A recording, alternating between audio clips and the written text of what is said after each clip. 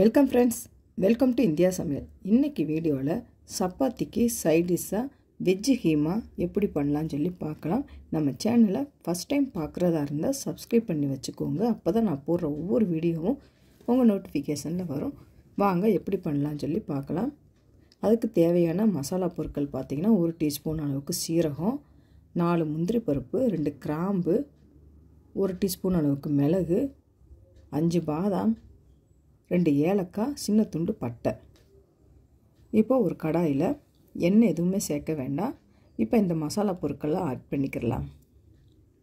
நல்லா ட்ரை ரோஸ்ட்டாக வறுத்துக்கோங்க.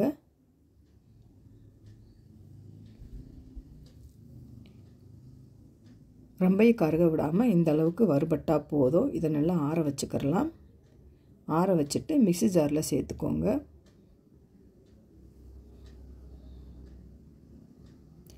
Kashmir chilli powder 1/2 teaspoon அளவுக்கு சேர்த்துக்கோங்க. சேர்த்துட்டு இந்த அளவுக்கு நைஸாக அரைச்சி எடுத்துகிட்டு வந்துடலாம். நைஸாக அரைச்சாச்சு. இது அப்படியே இருக்கட்டும். இப்போ சூடான கொதிக்கிற தண்ணியில் 100 கிராம் அளவுக்கு சோயாவை நம்ம ஆட் பண்ணிக்கிறலாம். இப்போ சோயாவை சேர்த்துட்டு 10 நிமிஷம் நல்லா ஊறட்டும். நல்லா உப்பி வந்திருக்கும். இல்லை கொஞ்சமாக பச்சை தண்ணி ஆட் பண்ணிவிட்டு தண்ணியெல்லாம் நல்லா பிழிஞ்சு எடுத்து வச்சுக்கோங்க. இந்த அளவுக்கு தண்ணி எதுவும் இல்லாமையாவே பிழிஞ்சாச்சு. இப்போ இந்த சோயாவை மிக்ஸி ஜாரில் போட்டு நம்ம அரைச்சி எடுத்துடலாம்.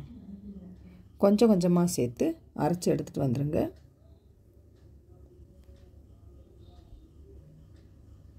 இப்போ இந்த அளவுக்கு நல்லா நைஸாக அரைச்சாச்சு. வேறொரு பவுலில் மாற்றிக்கிடலாம்.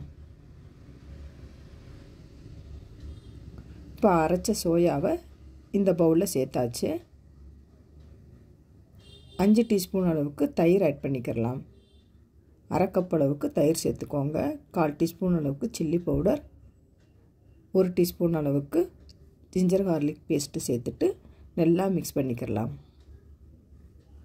கொஞ்சம் நேரம் நல்லா ஊறட்டும். இப்போ ஒரு கடாயில் 3 டீஸ்பூன் அளவுக்கு எண்ணெய் சேர்த்துக்கிறலாம். எண்ணெய் நல்லா சூடாகட்டும்.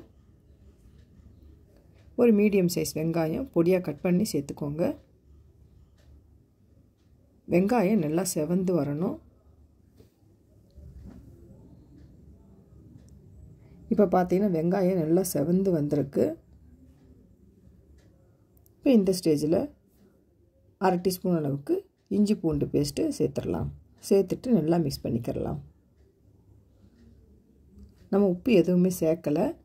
இப்போ தேவையான அளவு உப்பு சேர்த்துக்கிறலாம். உப்பை சேர்த்துட்டு நல்லா கலந்து விட்டுக்கோங்க. அரைச்ச சோயாவை இதோடய சேர்த்துடலாம். சோயாவில் கொஞ்சம் தண்ணி இருக்கும். தண்ணி எதுவுமே இப்போ சேர்க்க வேண்டாம். இப்போ நல்லா கலந்து விட்டுக்கோங்க. நம்ம அரைச்சி வச்சுருக்க அந்த மசாலாவை இதோடய சேர்த்துடலாம். இப்போ சேர்த்துட்டு நல்லா கலந்து விட்டுக்கோங்க. அந்த மசாலாவும் சோயாவில் நல்லா கலந்து வரணும். இப்போ இந்த அளவுக்கு நல்லா கலந்து விட்ட பிறகு புதினாவும் கொத்தமல்லியும் கொஞ்சமாக சேர்த்துடலாம். சேர்த்துட்டு நல்லா கலந்து விட்டுக்கோங்க. ஒரு 1/4 டம்ளருக்கு கொஞ்சம் தண்ணி கம்மியாக சேர்த்துட்டு மூடி வச்சு ஒரு 5 நிமிஷம் நல்லா லோ ஃப்ளேம்லேயே வச்சு வேக வச்சுக்கிடலாம். இப்போ பார்த்தீங்கன்னா லோ ஃப்ளேமில் வச்சு வேக வச்சு எடுத்தாச்சு. லைட்டாக எண்ணெய் பிரிஞ்சு வர்ற அளவுக்கு நம்ம வேக வச்சு எடுத்துக்கிட்டால் போதும். சூப்பரான வெஜ்ஜு கீமா ரெடி ஆயிடுச்சு.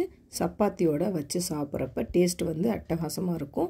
ட்ரை பண்ணி பாருங்கள். ட்ரை பண்ணி பார்த்துட்டு கமெண்ட் பண்ணுங்கள். உங்களுக்கு இந்த வீடியோ பிடிச்சிருந்துச்சுன்னா லைக் பண்ணுங்கள், ஷேர் பண்ணுங்கள், கமெண்ட் பண்ணுங்கள். உங்களை நான் வேறு வீடியோ சந்திக்கிறேன். பாய். தேங்க்ஸ் ஃபார் வாட்சிங்.